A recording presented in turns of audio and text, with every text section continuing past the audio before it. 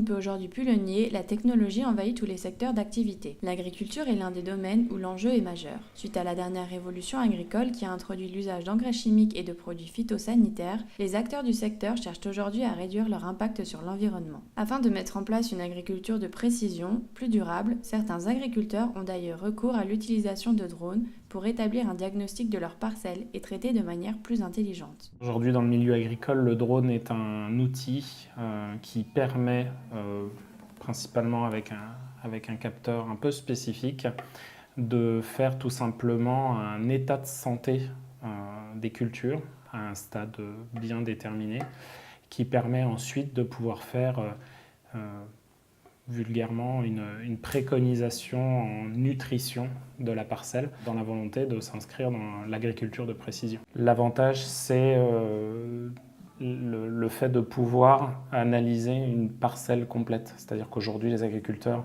ont des moyens de mesure, mais qui sont des moyens de mesure où on va faire des mesures ponctuelles dans une parcelle. L'avantage du drone, c'est qu'on va cartographier l'intégralité d'une parcelle avec de la redondance, c'est-à-dire qu'on va passer plusieurs fois au même endroit, donc on a une analyse et une mesure qui est bien plus précise et globale. Donc on a vraiment une vision d'une parcelle qui est très juste.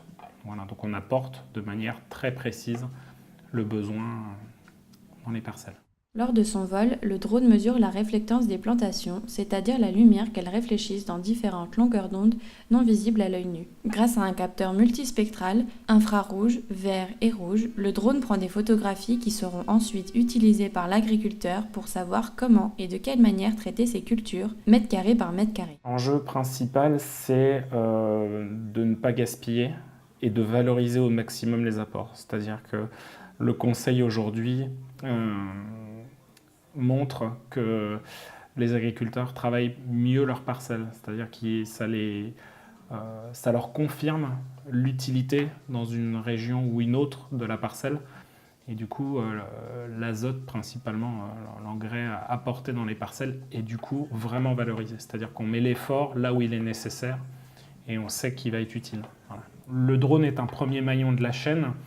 La finalité, c'est ce qu'on appelle la modulation. Donc il y a une bonne partie des agriculteurs et de plus en plus tous les ans qui passent à ce qu'on appelle de la modulation automatique. Donc on apporte à la sortie du drone une cartographie. Donc aujourd'hui, la plupart des agriculteurs demandent ce qu'on appelle un zonage. Donc on leur fournit un état de la parcelle, aujourd'hui sur un standard papier.